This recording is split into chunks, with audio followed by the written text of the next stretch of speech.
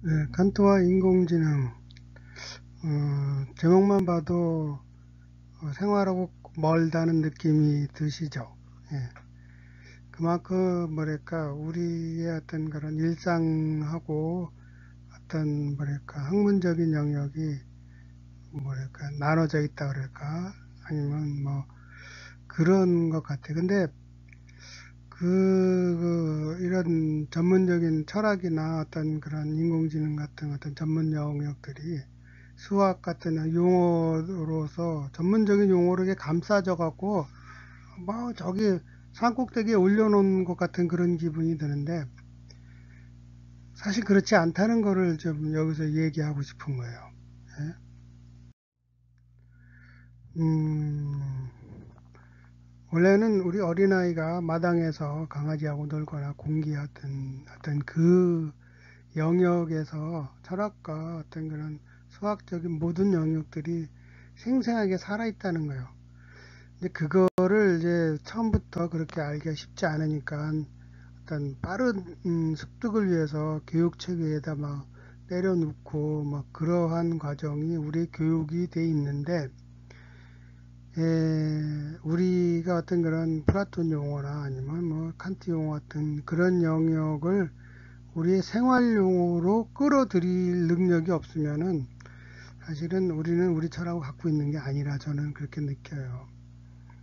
근데 그래서 사실은 우리가 가지고 있는 어떤 이러한 뭐랄까 자연을 이해할 수 있는 능력이 어떤 뭐랄까 빠르게 교육해야 된다는 어떤 그 조바심 때문에 아니면 그래서 외국어를 배우고 하다 보니까 점점 멀어지는 거예요. 이건 뭐 내가 할 수 있는 게 아니다. 막 이런 정도까지. 그러다 보니까는 수학도 그냥 저기 풍선 날아가듯이 날아가고, 예?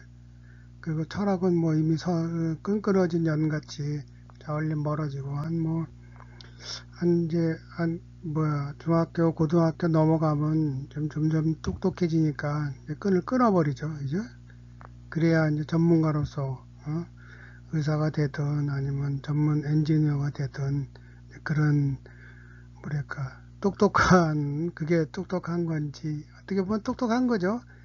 그 적응할 수 있는 어떤 그런 영역을 정하는 거니까. 근데 그렇게 됐는데 그러다 보니까 사실은 우리 마당에 있던 어떤 그런 수학적인 요소나 철학적인 요소들이 말하자면 바람에 날아간 그런 꼴이 됐다는 거죠. 그래서 결국은 우리는 어떤 그런 큰 회사의 어떤 부속이 되거나 아니면 뭐 전문가가 되더라도 인체에 대한 전반적인 어떤 이해를 하거나 아니면 뭐 법에 대한 어떤 뭐랄까 윤리적이나 철학적인 이해를 갖지 못한 어떤 그런 법을 달달리 외우는 어떤 그런 진짜 법의 기술자가 되는 그런 전문가 영역으로 들어가는 것 같아요. 그러니까 다시 말하자면 그 우리의 놀이마당으로 끌고 들어와야 전반적으로 이해가 된다. 어? 놀이마당이다. 예? 우리 일상생활이라고 볼 수 있는데 그럼 어떻게 뭐랄까 우리 저 전문 용어에 쌓여갖고 전문 용어라는 바람에 타고 저 멀리 풍선처럼 날아간 수학과 철학을 우리의 일상생활로 끌어들이느냐. 그게 뭐랄까 철학이나 수학을 우리가 일상생활로 끌어들이지 못하면은 우리 철학이 안 되는 거예요. 맞으면 그냥 일상생활만 영위하는 거지 깊이 있는 생각을 하는 그런 입장은 못 된다는 거죠. 예. 근데 이 유튜브에 보면은 이제 어쨌든 이게 좋은 예라고 보는데 도울 TV에서 그 고려대학교 남호성 교수가 그 진짜 어렵다는 인공지능에 대해서 수학까지 표해가면서 잘 정리를 하시더라고요. 이분이 원래는 저个영문학 교수인데 아니 어떻게 그 뭐 말만 하는 영문학 교수가 이런 뭐 수학을 하느냐 그런데 이분이 저기 그 뭐 따로 거기에 대해서 유학을 갔다 오셔서 현재 인공지능으로 뭐랄까 사업을 하시는 분이더라고요. 그러니까 사업을 한다는 거는 아주 치열하게 그거를 말하자면 자기가 느끼고 만들어가는 사람이기 때문에 우리의 일상 용어로 풀어낼 수 있는 능력을 갖게 되신 거라고 저는 봐요. 그분이 얘기하는 것 중에 저기 칠판에 나온 것 같이 10 곱하기 2 곱하기 10을 두 개를 대비해 놓고 10 곱하기 2는 인식이고 그 다음에 2 곱하기 10은 행위다 라고 딱 얘기를 하셨어요. 이 부분을 제가 한번 이번 동영상에서 조금 더 깊이 들어가 보고 의미를 한번 새겨보는 게 좋겠다는 그런 입장으로 지금 뭐랄까 만들어 보고 있는데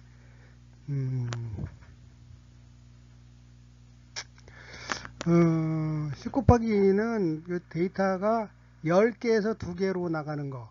그래서 요걸 인식이라고 그래요. 인식이라고 표현을 한 거예요. 말하자면 10개의 데이터를 가지고서 2개의 인식 범위로 이렇게 범위를 좁혔다. 그런 뜻이고, 그리고 2 곱하기 10은 적은 거 2개의 데이터로 10개의 데이터를 생성한다. 실제 이거는 행인데 여기 던지다는 얘기가 나와 있는데, 예를 들어서 돌 1kg 짜리 돌을 1kg이라는 데이터, 그 다음에 어느 정도 속도라는 속도로 연못에 던졌다. 그러면은 1kg와 얼마의 속도라고 하는 그 두 가지 데이터가 시작이 됐지만은 연못에 던지는 순간 거기 연못에는 무한대의 데이터가 퍼져나간다고요. 이거 10 곱하기 2가 아니죠. 예?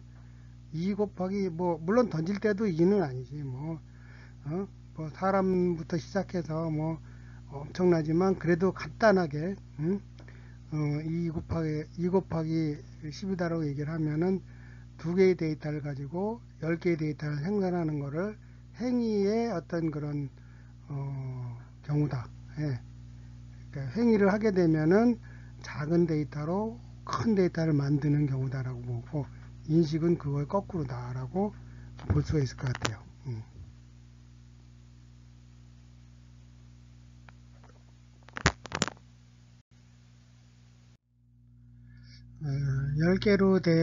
10개의 데이터를 가지고 얘기하려면 좀 애매하니까 좀 간단한 설명을 위해서 3개의 데이터로 하나의 개념으로 가는 경우를 갖고 한번 생각을 해보자고요.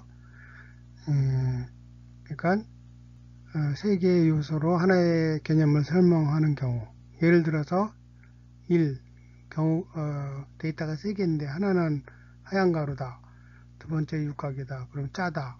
이 정도 3개의 데이터만 딱 나오면 벌써 우리는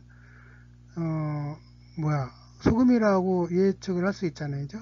이 경우가 그렇다는 거죠. 그러니까 말하자면 3 곱하기 2라는 거는 3개의 희다, 육각이다, 짜다라는 어떤 이런 데이터를 가지고 소금이라는 개념으로 매치시킬 수 있다.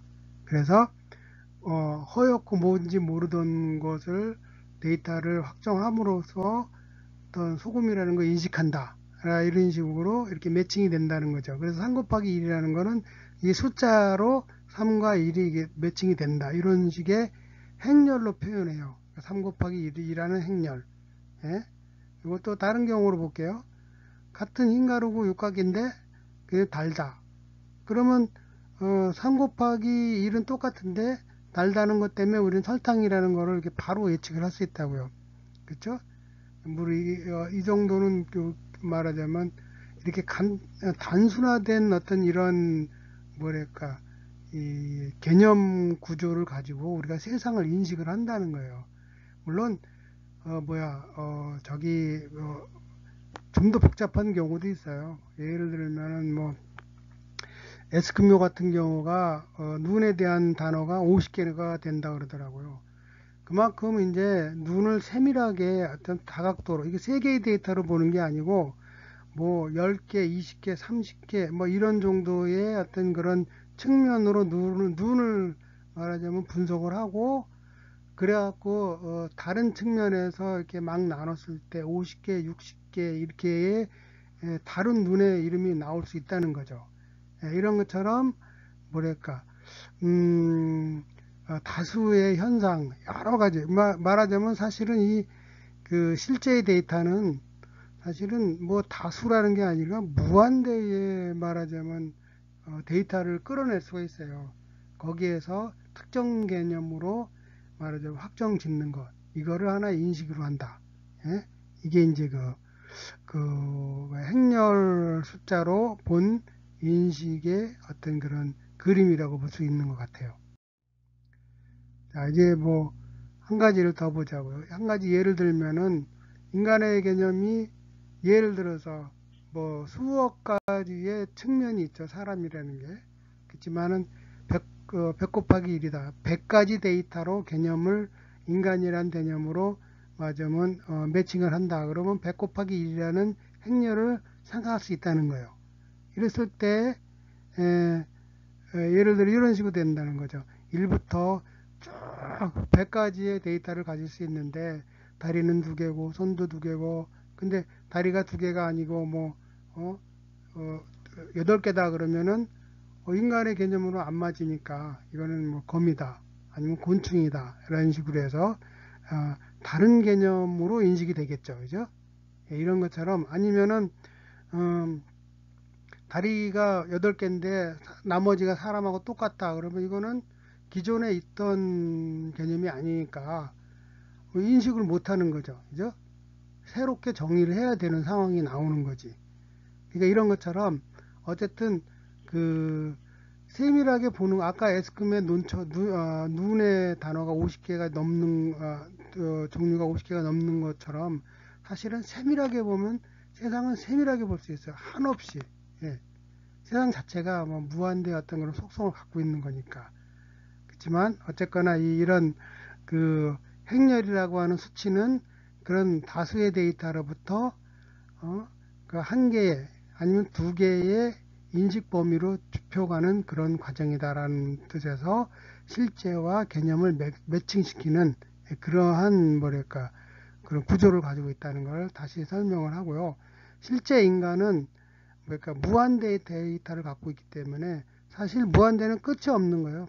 그래서 사실은 개념화가 불가능해요. 예. 이게 말하자면 칸트에서는 이걸 물 자체라고 얘기해요.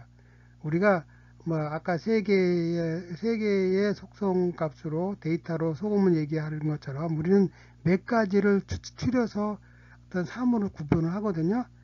근데 실제 물 자체라고 하는 그 물건 자체는 그런 몇 가지로 추려질 수가 없다는 거죠. 그러니까 편의상 줄이는 거지. 근데 실제의 어떤 그런 뭐랄까 그 세계는 돌 하나를 들더라도 무한대의 데이터를 갖고 있기 때문에 사실상 행렬 자체가 구성이 안 돼요. 무한대를 뭐 마무리 질 수가 없으니까. 예?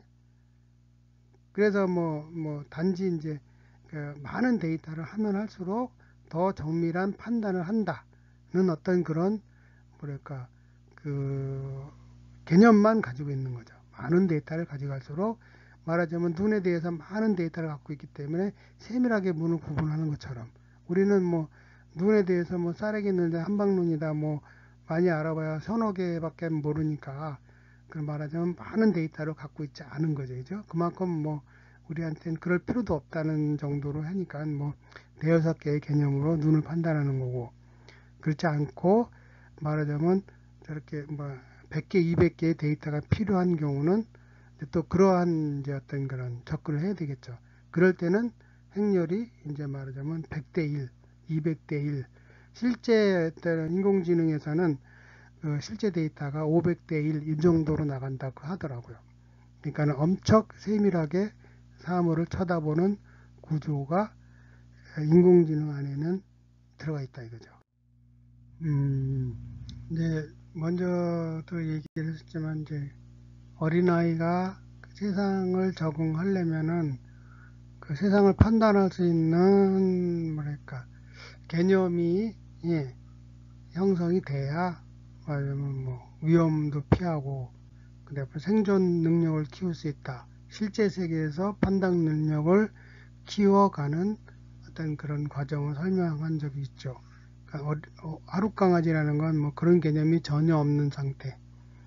그냥 엄마만 따라다니는 그런 상태라고 볼 수 있는데 그러면 이제 실제 세계에서 이렇게 노랗게 100대 1이라고 하는 가운데 어떤 그런 실제 세계에서 데이터가 판단의 세계로 넘어가는 행렬을 하나 그려봤는데, 실제 아까 소금 같은 구분하는 거는 3대 1이었죠. 뭐 하얗다, 각졌다, 그 다음에 달짜다, 뭐 이런 정도만 가지고 소금을 구분하는데, 사실은 소금을 오랫동안 만진 사람들은 소금 가지고서도 한번 뭐 10대 1, 20대 1 이 정도의 어떤 그런 데이터를 가지고 판단할 거예요. 그러니까 자연 소금이다, 아니면 뭐 구운 소금이다, 막 이런 정도로. 그런 것처럼 가운데 있는 어떤 이런 행렬의 구조가 10대 1이냐, 20대 1이냐에 따라서 그 사람의 판단하는 어떤 그런 정밀도가 달라지는 것처럼, 여러 가지를 보는 것처럼, 예를 들면 뭐 애견센터의 어떤 직원이 개와 고양이만 구분할 수 있다. 그럼 상당히 좀 전문성이 떨어지는 거잖아요. 그죠? 개를 보더라도 막 한 10가지, 20가지의 어떤 종류를 구분하고, 또 어떤 종류는 어떤 질병에 잘 걸리고, 또 어떤 종류는 어떤 스타일의 어떤 털갈이가 더 말하자면 어울리고라는 다양한 데이터를 가지고 판단을 해야 말하자면 세밀한 판단을 하는 것이고, 그리고 가치 있는 판단을 한다고 볼 수 있잖아요.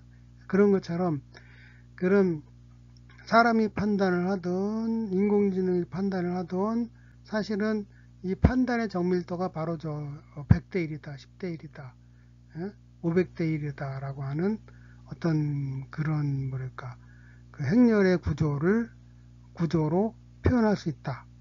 이 정도로만 이해를 하면은 말하자면 이번 동영상은 의미가 있을 것 같아요. 실제 남호성 교수 같은 경우는 지금 인공지능 같은 경우는 500개의 데이터를 가지고 500대 1이라는 어떤 그런 판단을 한다니까, 그러면서도 순식간에 하니까 말하자면 그 인공지능의 성능이라는 게 얼마나 대단한지. 물론 이제 그 몇 가지 학습된 데이터에서만 그렇지만, 어쨌든 그런 측면 자체가 이런 말하자면 행렬로 나타날 수 있다. 그리고 그거를 실제 인공지능에서는 벡터라는 용어를 쓰더라고요. 근데 그 부분은 이제 어떤 도울 TV를 통해서 좀 더 자세하게 볼 수 있으면 좋겠네요. 예.